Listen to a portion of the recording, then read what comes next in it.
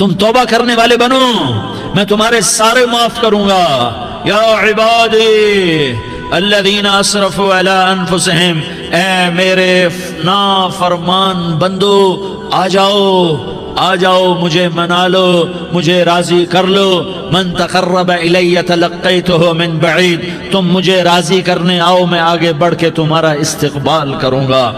کوئی ناراض، میں کسی سے ناراض ہو جاؤں، وہ مجھے منانے آئے تو میں اس کا استقبال کروں گا یا منہ موڑ کے بیٹھوں گا اور اسے سلواتیں سناؤں گا، جلی کٹی سناؤں گا؟ میرا رب کہتا ہے لیاری کا جو مجھے راضی کرنے آتا ہے میں آگے بڑھ کے اس کا استقبال کرتا ہوں۔ میں کہتا ہوں آجا میرا بندہ، میں تو کب سے تیرے انتظار میں تھا کہ کب توبہ کرے گا اور میں معاف کروں گا، کب توبہ کرے گا اور میں معاف کروں گا۔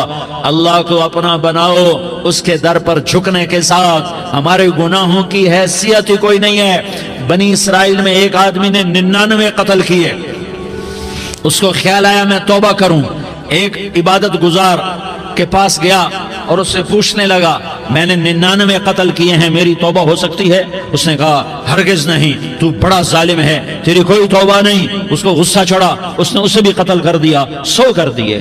پھر اس کو خیال آیا میں توبہ کروں تو وہ ایک عالم کے پاس گیا اور اس سے پوچھنے لگا میں نے 100 قتل کیے ہیں، کیا میری توبہ ہو سکتی ہے؟ کہ بیٹا کیوں نہیں ہو سکتی توبہ؟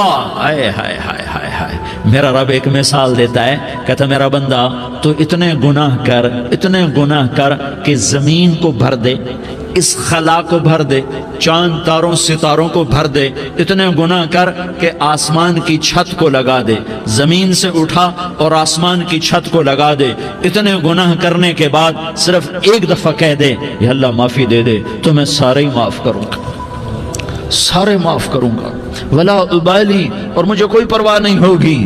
انہوں نے کہا بیٹا گناہوں کی معافی تو یقیناً ہے لیکن توبہ کا ہونا ضروری ہے، تیری توبہ پکی ہونے کے لیے یہ ماحول چھوڑنا ضروری ہے، تو یہ بستی چھوڑ کے اس بستی میں چلا جا، وہاں نیک لوگ رہتے ہیں، ان کی صحبت میں تو رہے گا تو تیری توبہ پکی ہو جائے گی۔ اس نے کہا میری معافی ہو جائے، میری معافی ہو جائے، میں ہر کام کرنے کو تیار ہوں۔ بوریا بستر اٹھایا، جو تبلیغ والے کہتے ہیں گھر چھوڑو، لیاری چھوڑو، بستر اٹھاؤ اور چلے کے لیے نکلو، 4 مہینے کے لیے نکلو کہ اپنی توبہ کو پکا کرو، ورنہ ماحول کی گندگی پھر آدمی کو گرا دیتی ہے، پھر گرا دیتی ہے، پھر گرا دیتی ہے۔ وہ نکلا، راستے میں موت آئی، جب موت نے جھٹکا دیا تو اس نے چھلانگ لگائی اس نیک لوگوں کی بس کی طرف، وہ ایسے اس کے ہاتھ اس کے آگے اور پورا جسم ایسے آگے پھیلا ہوا۔ اللہ تعالیٰ نے لیاری والوں کو قصہ سنانا تھا تو دونوں فرشتے بھیج دیے، جنت کا بھی آ گیا، جہنم کا بھی آ گیا۔ جہنم والے کہنے لگے مجرم ہے ہتھ کڑی لگاؤ، جنت والے کہنے لگے مہمان ہے سہرے پہناؤ۔ جہنم والے کہنے لگے توبہ ادھوری ہے، ابھی توبہ پکی نہیں ہے، ابھی نیک لوگوں کے شہر کو پہنچا ہی نہیں ہے کہ موت آ گئی۔ اور جنت کے میں کہنے لگے نہیں نہیں نہیں، توبہ ارادے سے ہو جاتی ہے، ارادہ کر لیا توبہ ہو گئی، ہمارا مہمان ہے۔ اللہ نے تیسرا فرشتہ بھیجا، جاؤ فیصلہ کرو۔ کیا فیصلہ کرو؟ وہ یہاں مرا پڑا ہے، یہ اس کی بستی ہے، یہ نیک لوگوں کی بستی ہے، وہ یہاں مرا پڑا تھا۔ اللہ تعالیٰ نے کہا فیصلہ کیا کرتا ہوں کہ یہ فاصلہ ناپو، اگر گھر کے قریب ہے تو دوزخ والے لے جاؤ، اگر نیک لوگوں کی بستی کے قریب ہے تو جنت والے لے جاؤ، یہ میرا فیصلہ ہے۔ ہائے ہائے واہ میرا رب، میں تیرے قربان۔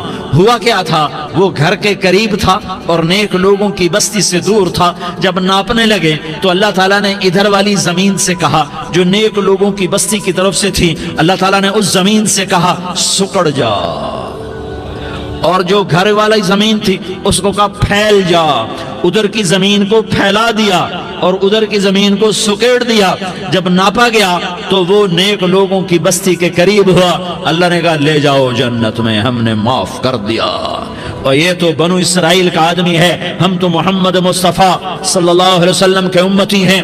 ایک بنو اسرائیل کا آدمی، اس کا نام تھا کفل، اور روزانہ رات کو نئی لڑکی اس کے پہلو میں آتی، شراب کا دور چلتا اور زنا کا سے منہ کالا کرتا۔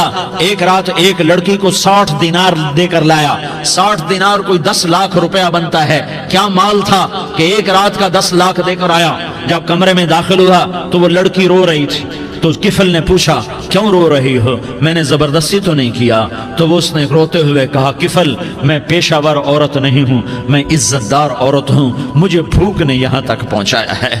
میں یہ کہا کرتا ہوں جب سردار لوگ، جب مالدار لوگ زکوٰۃ نہیں دیتے تو غریبوں کی بیٹیاں نیلام ہو جاتی ہیں۔ مالداروں سے کہتا ہوں، ان سرداروں سے کہتا ہوں کہ اللہ کے نام پر دیا کرو کہ غریبوں کی بیٹیوں کی عزتیں بحال رہیں۔ تو کفل نے جب دیکھا اور جب سنا، آنسوں کو دیکھا اور اس کی بات کو سنا، تو وہ اس کا وحشی دل، پتھر دل، کیا آنسوں نے کام کیا کہ وہ رونے لگا۔ کفل رونے لگا اور کہنے لگا بہن جس عزت سے آئی تھی اسی عزت سے واپس چلی جا، اور میں بڑا کتا انسان ہوں، میں بہت گندا انسان ہوں، میں تیرے آنسوں کے طفیل توبہ کرتا ہوں، تو میرے لیے دعا کر دے، اللہ میری بخشش کر دے، اور تو چلی جا اپنی عزت کی سلامتی کے ساتھ، اور جو مال میں نے تمہیں دیا تھا تمہیں ہدیہ۔ وہ بچی گھر پہنچی اور کفل کو پتہ نہیں اگلے لمحے کیا ہونے والا ہے۔ تھوڑی دیر کے بعد کفل مر گیا، اچانک جوانی میں موت آ گئی۔ کفل کو نہیں پتا تھا کہ میری زندگی کی چند گھڑیاں باقی ہیں، ساری زندگی زنا شراب میں گزری، آخری چند لمحے میں توبہ کی۔ اب میرے اللہ نے کیا کیا؟ اللہ کے بن جاؤ، ہاتھ جوڑتا ہوں، اللہ کے بن جاؤ، اللہ کو اپنا بنا لو، اللہ کو اپنا بنا لو، اللہ کو اپنا بنا لو، اللہ سے دوستی لگا لو، اللہ سے یاری لگا لو، اللہ کے آگے سر جھکا لو، ایک دوسرے سے محبت والے بن جاؤ۔ ہاں یہ وہ شخص تھا، کل اس کی میت کو دیکھ کر کوئی اس کو کندھا دینے نہ تھا، اس کے اپنے بھی اس کو غسل نہ دیتے، اس کے اپنے اس کو کفن نہ دیتے، یہ ایسا ظالم بدماش نافرمان تھا۔ ہاں سنو، کفل موسیٰ علیہ السلام کا امتی، طارق جمیل محمد مصطفیٰ کا امتی، سردار عزیر محمد مصطفیٰ کا امتی، ہمارے پیچھے محمد مصطفیٰ کے آنسو ہیں، آہیں ہیں، سسکیاں ہیں، فریادیں ہیں، دعائیں ہیں۔ یہ بنی اسرائیل کے گناہگار کے لیے کیا کر دیا۔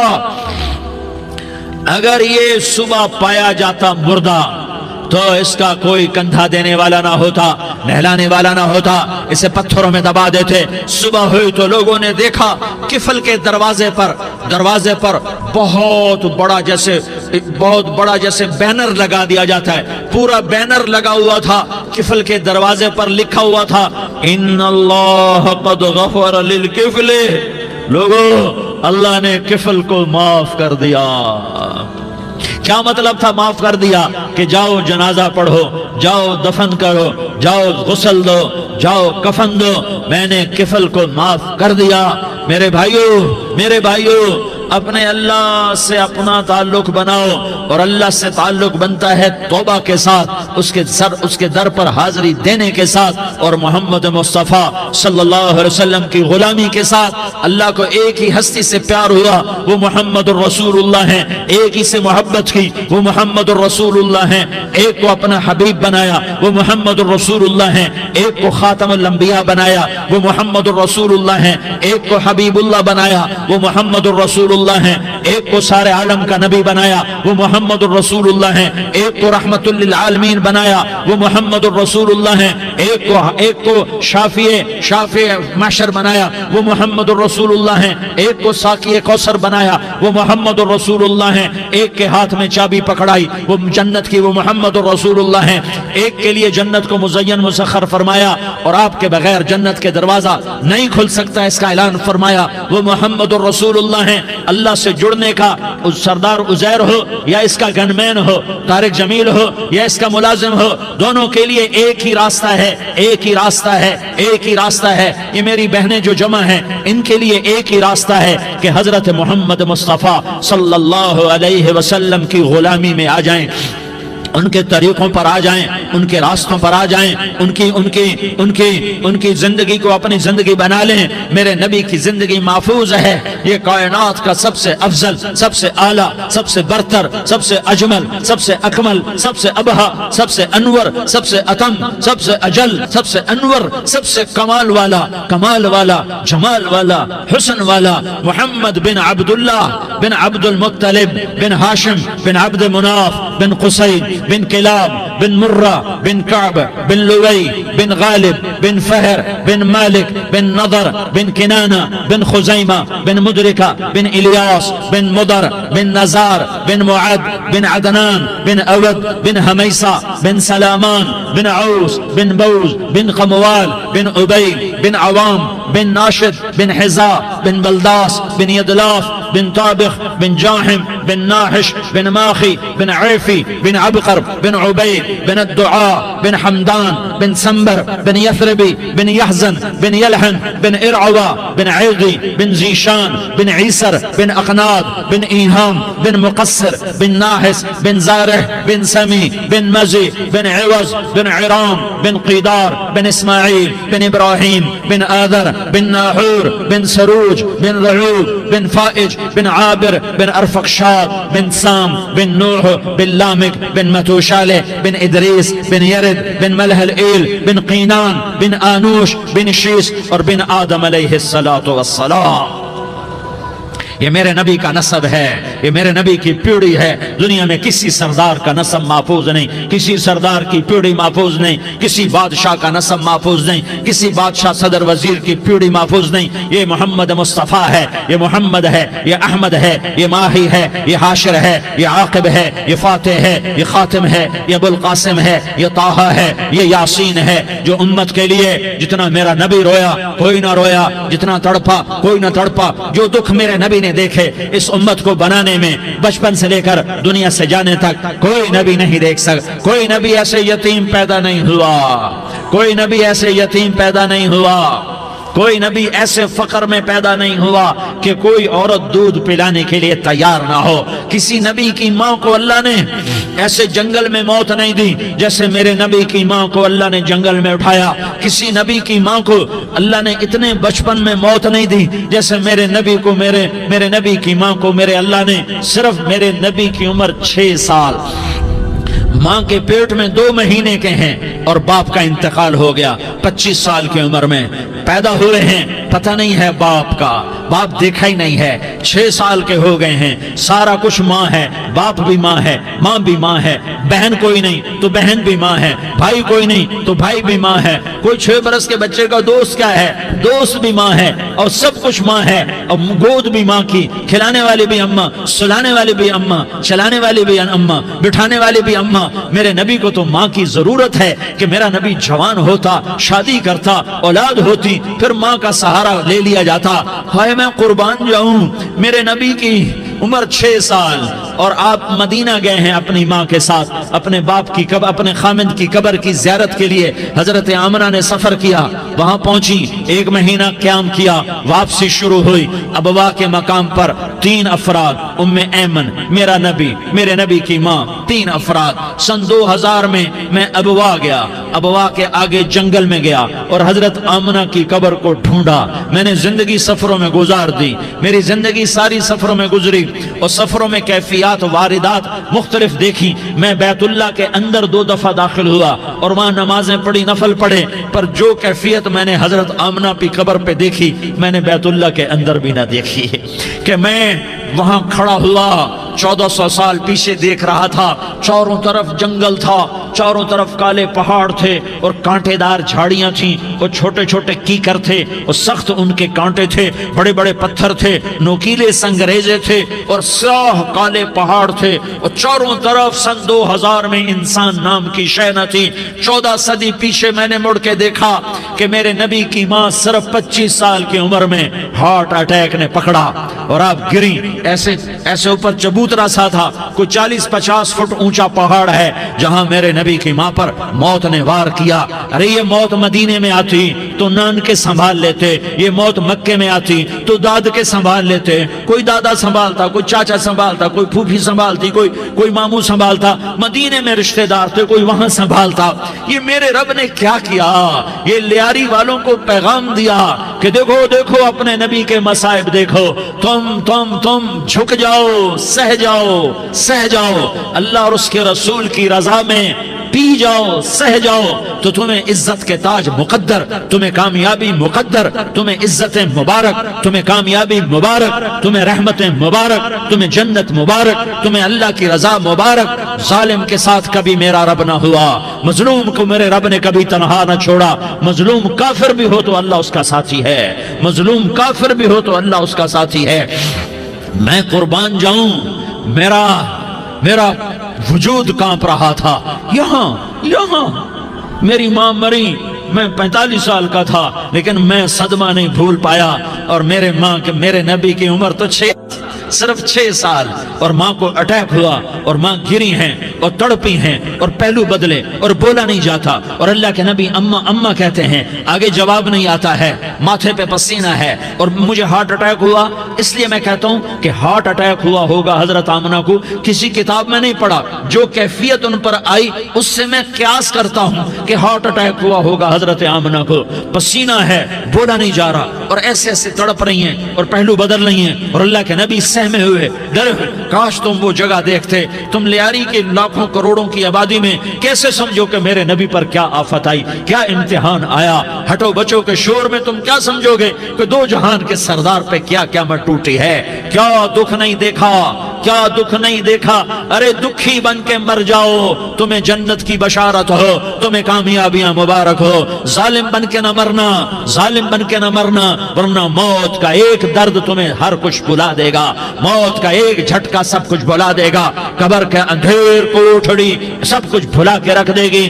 پھر میرے نبی کہتے اماں اماں، جواب نہ آیا۔ پھر ماں نے ہمت کو جمع کیا اور چند بول بولے، بیٹا کل حی میت وکل جدید بال وانی ولدت طہرا۔ یہ میرے نبی کی ماں کے الفاظ تھے۔ بیٹا ہر جوانی نے ڈھلنا ہے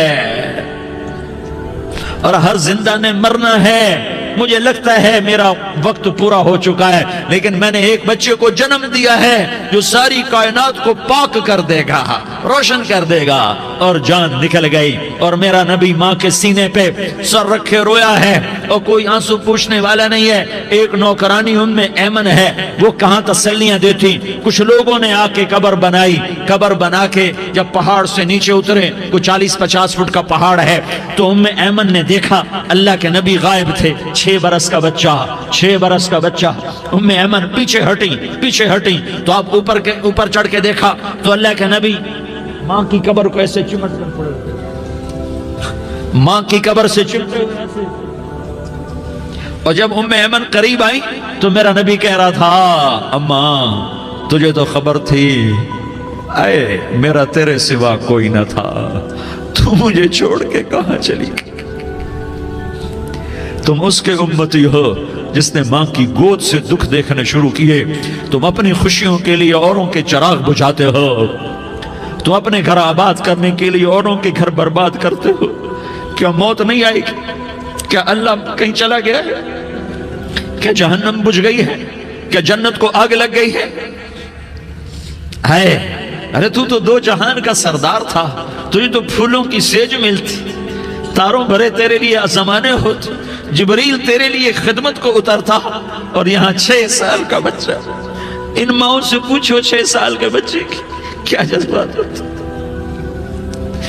باپ تو اکثر باہر رہ جاتے ہیں، ماؤں سے پوچھو 6 برس کا بچہ ماں کی قبر سے لپٹ کر پڑا ہوا ہے۔ یہ 2 جہان کا سردار، یہ محمد مصطفیٰ، یہ محمد، یہ احمد، یہ ماہی، یہ حاشر، یہ عاقب، یہ فاتح، یہ خاتم، یہ ابو القاسم، یہ طہ، یہ یاسین، یہ مزمل، یہ مدثر، یہ رحمت للعالمین، یہ شاہد، یہ مبشر، یہ نذیر، یہ داعی الاللہ، یہ سراج منیر، یہ ہادی، یہ مہدی، یہ راشد، یہ رشید، یہ ناصر، یہ منصور، یہ عامر، یہ ناہی، یہ منجی، یہ مدری، یہ قرشی، یہ مدنی، یہ مکی، یہ حجازی، یہ نظاری، یہ محمد الرسول اللہ ہے، یہ محمد مصطفیٰ ہے۔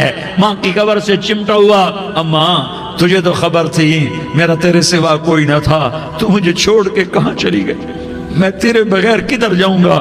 ام ایمن نے پکڑا، اٹھو بیٹا محمد، کہا اماں مجھے، یہ بھی ماں ہے، انہوں نے بھی دودھ پلایا ہوا ہے، اماں مجھے چھوڑ دو، میں اپنی ماں کے بغیر کہیں نہیں جا سکتا۔ ام ایمن نے کھینچا، اونٹنی پر بٹھایا، مکے تک میرے نبی نے کیا کیا آہیں نہ بھری اور کیا کیا آنسو نہ بہائے اور کیا کیا رو رو کے نہ دکھایا کہ پہاڑ بھی روئے، ابوا کے پہاڑ روئے، ابوا کی مٹی تر ہو گئی اور ابوا کے پہاڑ پگھل گئے، اور یہ پیغام دیا ہے کہ محمد مصطفیٰ صلی اللہ تعالی علیہ وسلم جیسی ہستی پہ اگر دکھ آ سکتے ہیں تو امت پر بھی آئیں، تو نافرمانی کا راستہ اختیار نہ کرو، فرما برداری کا راستہ اختیار کرو۔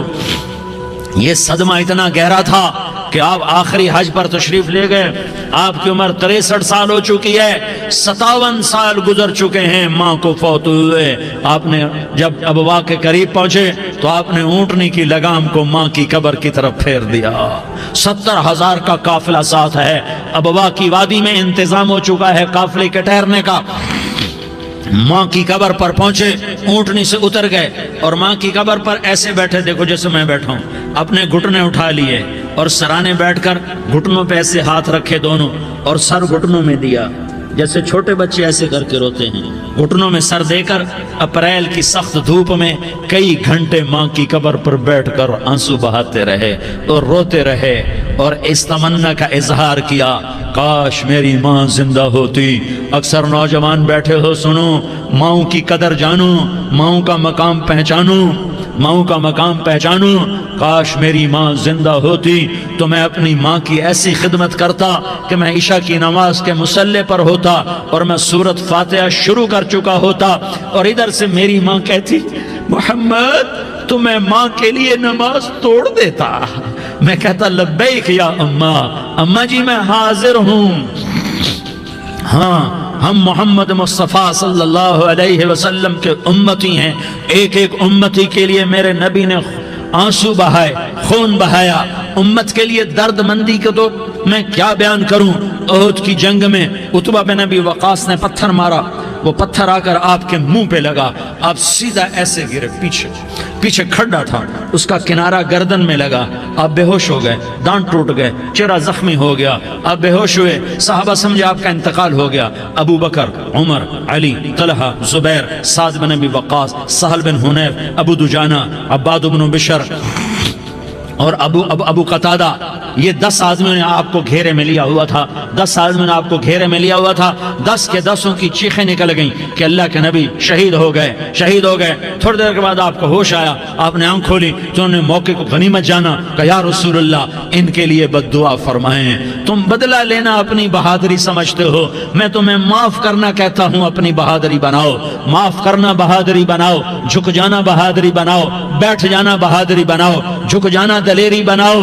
دونوں یا رسول اللہ، سب بولے یا رسول اللہ، ان کے لیے بد دعا فرمائیں جنہوں نے آپ کا یہ حال کر دیا۔ میرا نبی ہاتھ اٹھا رہا ہے اور صحابہ سمجھ رہے ہیں کہ اب قریش بندر بنے، اب قریش خنزیر بنے، اب ان پر آگ کی بارش ہوگی، اب ان پر پتھروں کی بارش ہوگی، اب ان کو زمین نگل جائے گی، اب ان کو اللہ کے فرشتے اڑا دیں گے۔ ہاں ہاں ہاں ہاں، تم اس کے امتی ہو، تم کس کے امتی ہو؟ تم اس کے امتی ہو جس نے دانت توڑوا کے، چہرہ زخمی کروا کے، بے ہوش ہونے کے بعد اپنے جانی دشمنوں کے لیے دعا کی، اپنے جانی دشمنوں کے لیے کیا کہا؟ اللہم اغفر لقومی فإنہم لا یعلمون، یا اللہ میری قوم کو معاف کر دے، انہیں میری خبر نہیں ہے۔ ہم امت ہیں، امت، ہمیں امت بنایا، ایک دوسرے کی قدر جانو، ایک دوسرے کی قدر پہچانو، مظلوم بن جاؤ، مظلوم بن جاؤ، اللہ کی قسم سہرے لے کر تمہارا نبی کھڑا ہوگا، ہار لے کر فرشتے آئیں گے، پھولوں کے ہار موت کے وقت دیکھو گے۔ ہم محمد مصطفیٰ صلی اللہ علیہ وسلم کے امتی ہیں، ایک ایک امتی کے لیے میرے نبی نے آنسو بہائے، خون بہایا، امت کے لیے درد مندی کو تو میں کیا بیان کروں۔ احد کی جنگ میں عتبہ بن ابی وقاص نے پتھر مارا، وہ پتھر آ کر آپ کے منہ پہ لگا، آپ سیدھا ایسے گرے، پیچھے کھڈا تھا، اس کا کنارہ گردن میں لگا، آپ بے ہوش ہو گئے، دانت ٹوٹ گئے، چہرہ زخمی ہو گیا، آپ بے ہوش ہوئے، صحابہ سمجھے آپ کا انتقال ہو گیا۔ ابو بکر، عمر، علی، طلحہ، زبیر، سعد بن ابی وقاص، سہل بن حنیف، ابو دجانہ، عباد بن